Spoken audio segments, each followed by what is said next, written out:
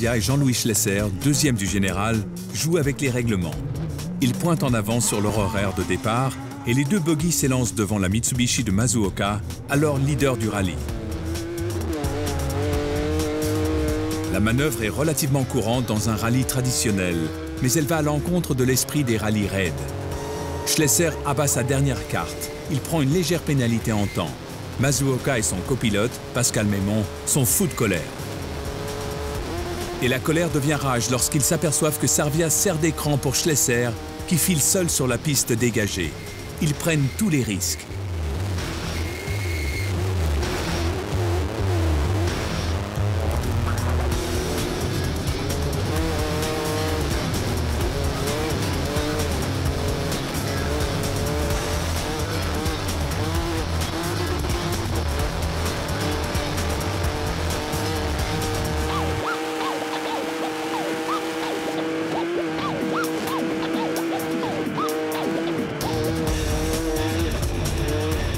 Masuoka a doublé Sarvia, mais un peu avant, dans une saignée hors piste, il a endommagé la voiture.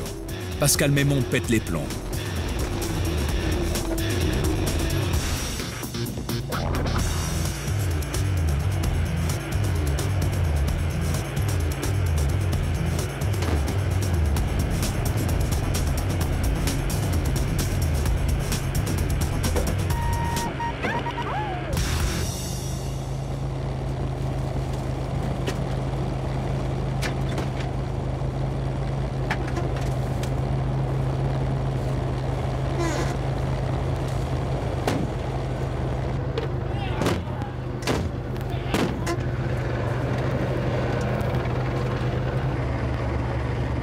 Masuoka et Mémon perdent le Dakar ici. La rotule du bras de direction est cassée. Ils se sont laissés emporter dans la bataille psychologique voulue par Schlesser. Jean-Pierre Fontenay vient les aider. Il n'en revient pas.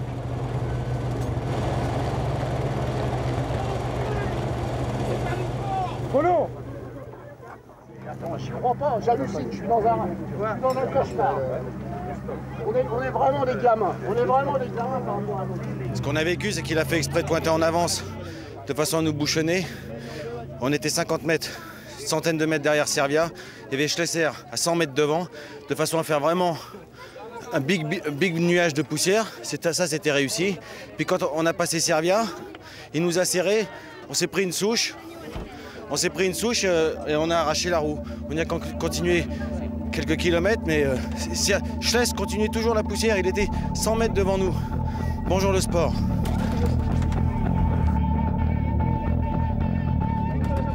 Masuoka et Mémon concèdent une cinquantaine de minutes pour réparer. Jean-Louis Schlesser roule vers Dakar. À ce moment-là, il est le vainqueur du rallye. Il joue les ingénus. Son coup de bluff a fonctionné à merveille. Il s'est passé, on s'est trompé d'heure. Et on s'est trompé de 2 minutes ou 3 minutes pour entrer dans la zone, tout simplement. Donc dans la zone, à un moment, il y a 4 voitures en même temps. Ah ben nous on était devant. Dans la zone, il est écrit qu'on ne doit pas doubler. Donc après, quand on a vu notre erreur, bon ben, c'était pas grave. Lui, il fallait qu'il parte derrière.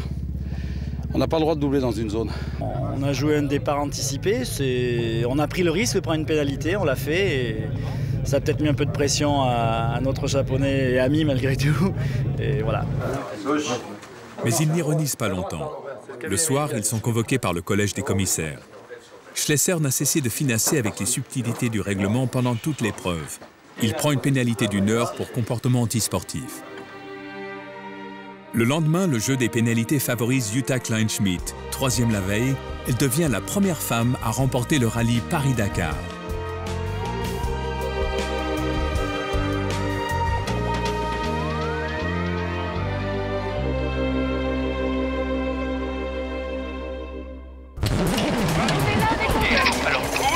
On a arraché la roue.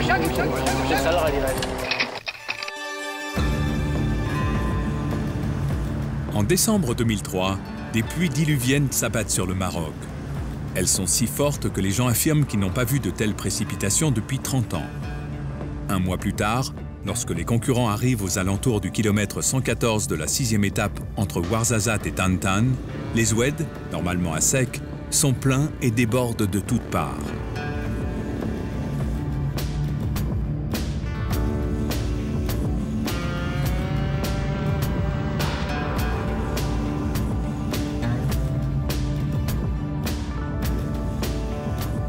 Le Dakar 2004 prend l'eau et les participants en sont tout surpris.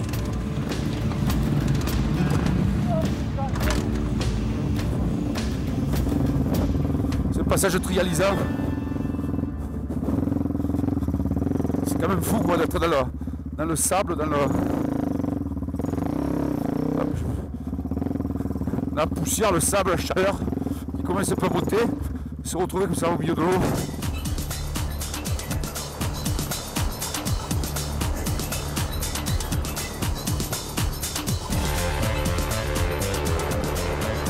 Mais ce qui est un franchissement délicat pour les motos n'est pas beaucoup plus simple pour les voitures. Quelques fameux pilotes vont d'ailleurs s'y faire prendre et perdre ici toute chance au général.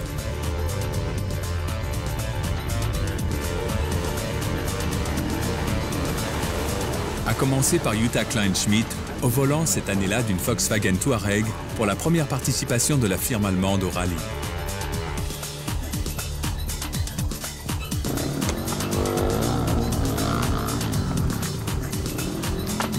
I think we get water in the engine. Elle a noyé son moteur. Pas très loin, la Nissan d'Ari Vatanen connaît les mêmes déboires. 2 jours auparavant, le pilote finlandais a remporté sa 50e spéciale, mais ici, il va perdre près de 3 heures.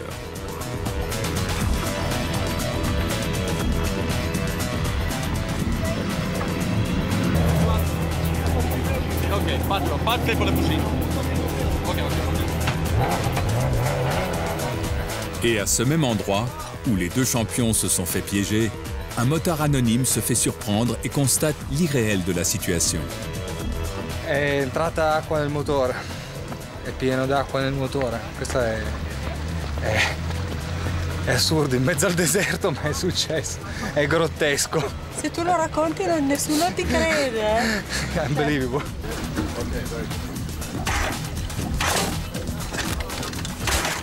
Il faut bien faire contre mauvaise fortune bon cœur. Jutta Kleinschmidt joue les bons samaritains. Ari Vatanen reste placide. Ils sont tous tangués là. Alors cool, hein. Ouais. Ah, voilà. Alors à gauche, bien à gauche. Tu restes bien à gauche. Non.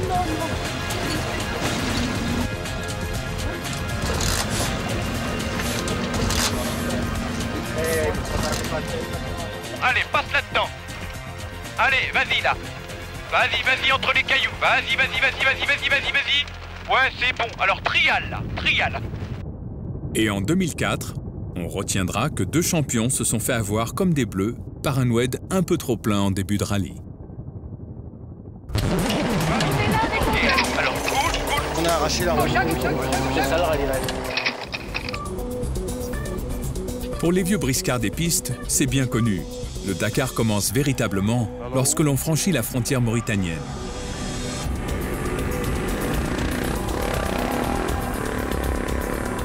Avant, ce n'est rien d'autre qu'un gentil hors-d'œuvre. Pas évident, non.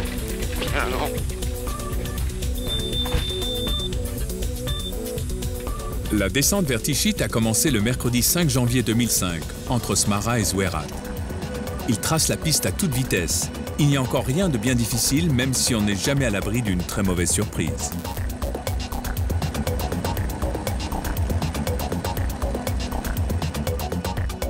La voiture, elle est complètement détruite. Il y a le pont avant qui est à 100 mètres de la caisse. On a fait, je sais pas, 25 tonneaux à 160 là. C'est un peu miraculeux qu'on soit là. En fait, il y avait un truc invisible là et on est parti en l'air. Badaboum.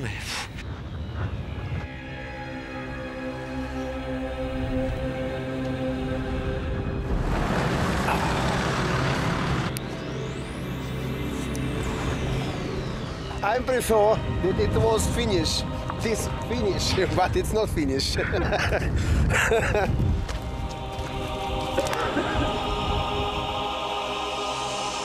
Pour beaucoup, c'est même le début d'un nouveau monde avec l'apparition des premiers cordons de dunes.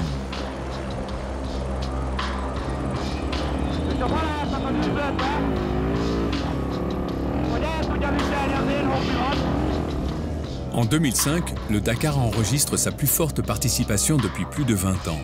40% des motards disputent pour la première fois l'épreuve et certains d'entre eux hésitaient déjà sur la plage de Casteldefels en Espagne lors du prologue, alors que le sable formait à peine des monticules.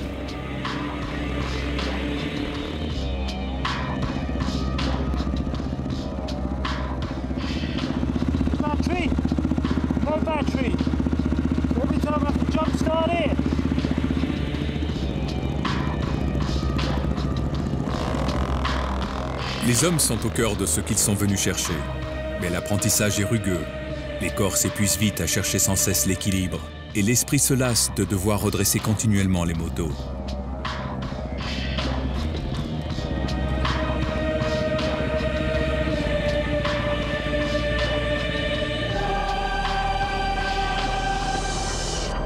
Et il y a ceux qui roulent en famille et qui comprennent maintenant qu'ils n'arriveront pas ensemble sur les bords du lac Rose. Mon frère, j'ai vu le 174, on était ensemble dans les dunes.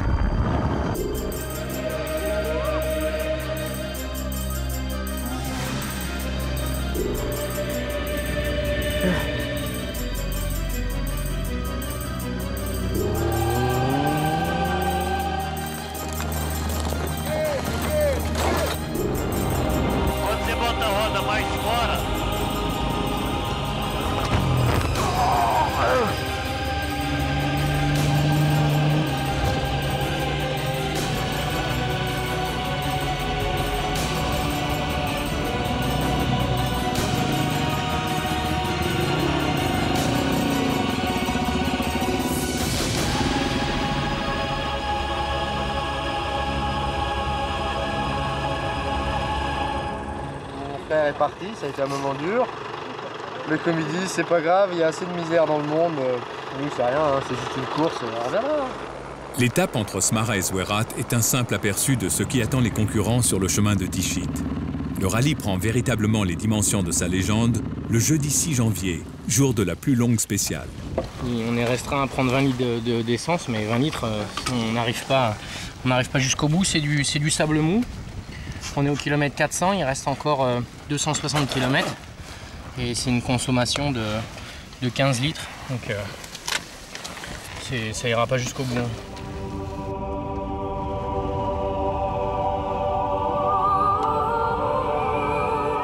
Ce jour-là, le temps est détestable. Les reliefs disparaissent et la surconsommation d'essence menace. L'oasis de Tichit, terme de la 7e étape, s'apparente rapidement à une quête du Graal pour l'immense majorité des concurrents. Ce 6 janvier 2005, tous s'enfoncent dans une très longue galère. Pourquoi il y a un gros tas de fumée là? Plus rien. Fais gaffe parce que s'il y a quelqu'un d'arrêté... Ouais. Moi non plus. Alors, la totale, en plus du vent de sable, il pleut. Alors là, j'ai déjà vu pleuvoir 3 ou 4 gouttes, mais alors là, comme ça, jamais. Et pareil, à Paris, il fait meilleur.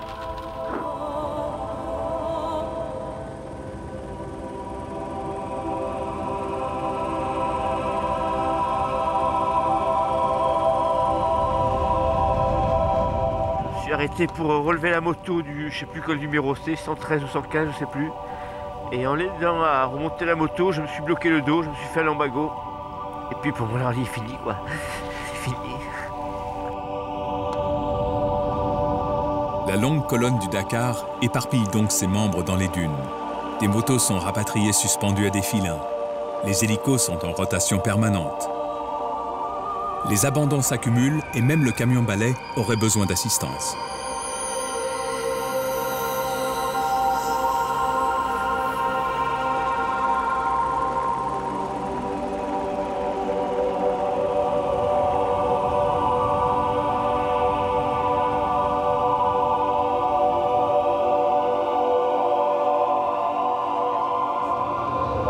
Notre copain il va passer, il va arrêter. Hein. Mais de toute façon, je rentre à Dakar parce que j'habite à Dakar.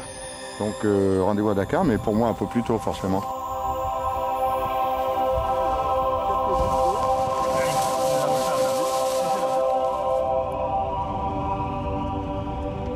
Je pense que c'est vraiment une des plus dures spéciales que j'ai jamais faites.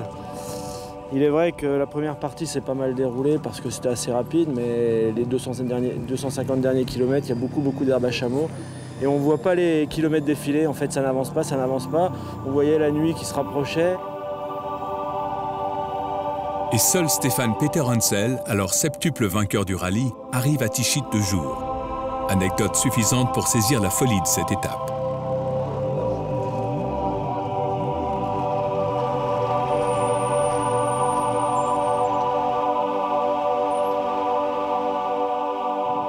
Je crois qu'il y a 4 voitures d'arrivée et il est déjà bien tard et je crois qu'il y en a vraiment qui vont... Je ne sais même pas si tout le monde va sortir alors.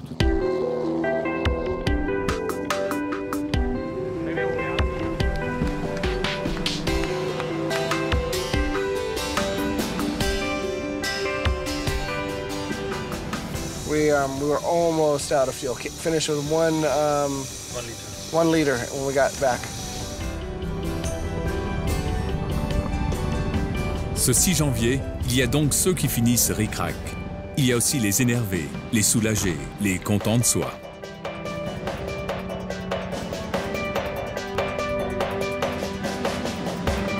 Il y a ceux qui finissent sur la jante et les autres tractés par des camions d'assistance.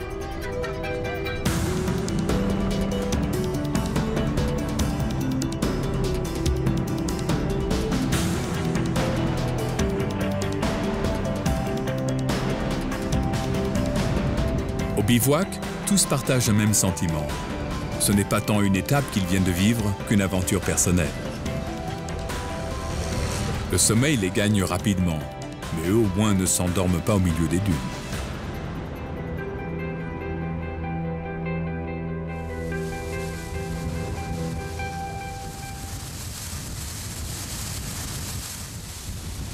Ils sont nombreux à s'être regroupés pour attendre le lever du jour et préserver quelques forces au milieu des rafales.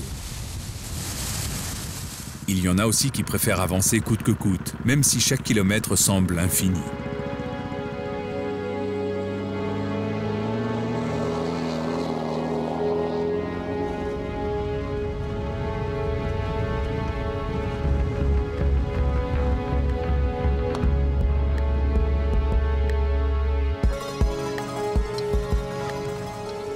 Sans GPS dans le noir et il reste 300 km à faire.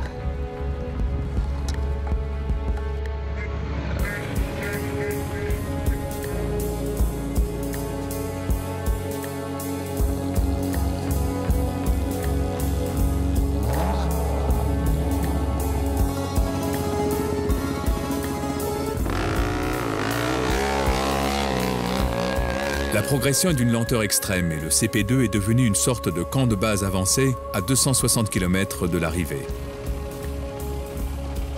Beaucoup y dorment, certains s'arrêtent un instant, d'autres filent et plus rares, il y en a qui préfèrent encore rire de la situation.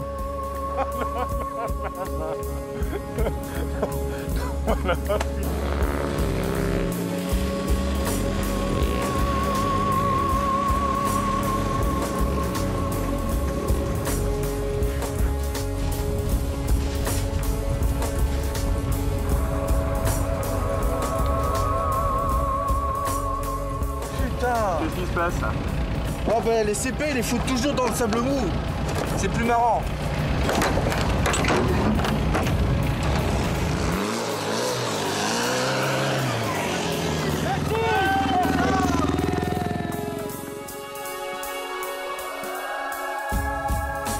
Au milieu de cette nuit sans lune, le désert ressemble à un immense champ de bataille où chacun lutte avec lui-même et se nourrit d'espoir. He wasn't shining down on me today. But we'll get there.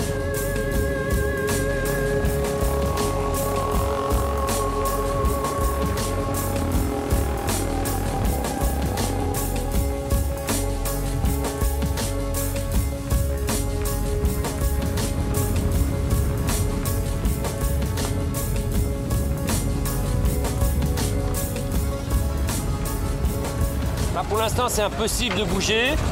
On attend une demi-heure, 3 quarts d'heure, 1 heure. Peut-être qu'avec quand le soleil se lèvera réellement, il y aura peut-être une amélioration, mais là, ça a plutôt tendance à empirer. Au petit matin, il s'agit donc d'organiser la rescousse car on ne compte plus ceux qui sont échoués dans les sables. Ou plutôt, on le déduit à la taille maigrelette du bivouac lors du briefing d'Étienne Lavigne, directeur de l'épreuve. À l'heure où je vous parle, 90 motos, 53 voitures et 25 camions.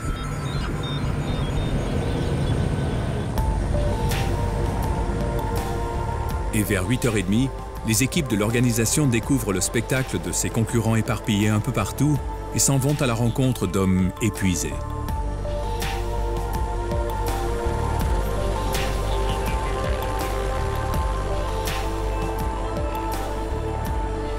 La nuit, l'enfer. Hein. Il y a une tempête de folie cette nuit et il a caillé. On a eu froid, on se croyait dans la dune au Touquet, vous savez. Le froid et la pluie, c'est dingue. Entre Zouérat et Tichit, 64 motos, 56 autos et 24 camions ont abandonné. Le grand Harry Vatanen, quadruple vainqueur, n'a pu finir seul et une multitude de concurrents est tombée en panne, plus ou moins loin de l'arrivée. C'est l'essence, ça. Ça va, chef? Elle consomme 45 litres au 100. Oh, t'inquiète, moi mon problème. Ouais, mais je sais. Il y a assez dans mon intérieur. Ouais. Je n'en ai pas assez. Mais nous, on doit aller jusqu'à Tichit, sinon ça sert à rien de mettre de l'essence. On va faire 10 de plus. Super. D'accord? Ok. Alors attends, Ahmed, 10 de plus. Ouais, c'est bon, il a rien même 10 de plus. Ouais, Le Dakar construit sa légende par ses étapes impossibles. Zouérat Tichit 2005 en fait partie. Et aucun de ceux qui l'a vécu ne l'oubliera jamais. It's tough because each leg is very, very, very long, and you lose a lot of energies, and you lose concentration, and that's the way because the car is so hard.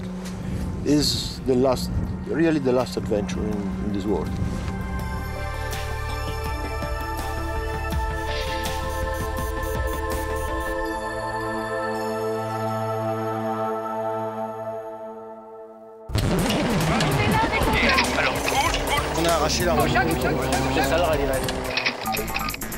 Au départ de ce 29e Dakar, une question taraude l'esprit. Les Volkswagen Touareg 2 peuvent-elles battre les Mitsubishi qui ont transformé le rallye en chasse gardée depuis maintenant 6 ans? En cette première moitié d'épreuve, la réponse tire vers l'affirmative. Depuis 2004, la firme allemande a fait du Dakar un objectif majeur et se donne les moyens de ses ambitions. Carlos Sainz pilote comme s'il était en WRC. Giniel de Villiers est d'une grande fiabilité. Les Touaregs remportent 5 des 7 premières spéciales. Et les Mitsubishi, malgré une nouvelle version améliorée du Pajero et 12 000 km de tests dans le désert, paraissent à la peine.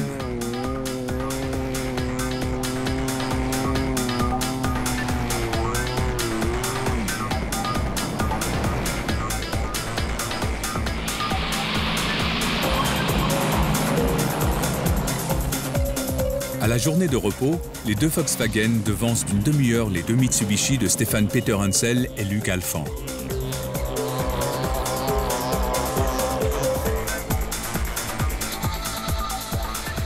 Mais le lendemain, entre Attar et Tichit, la belle mécanique allemande commence à se gripper. Ce 14 janvier, Carlos Sainz lâche prise. Il concède un peu de temps lors d'ensablements répétitifs, mais surtout il rencontre de sérieux problèmes de direction assistée.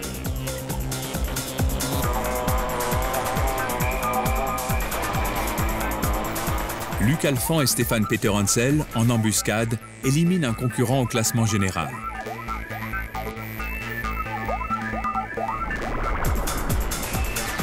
Côté Volkswagen, il ne reste donc plus que Giniel de Villiers. Il est un solide leader et au terme de cette 8e spéciale qu'il remporte de haute lutte, il a une grosse demi-heure d'avance et les étapes les plus dures sont passées.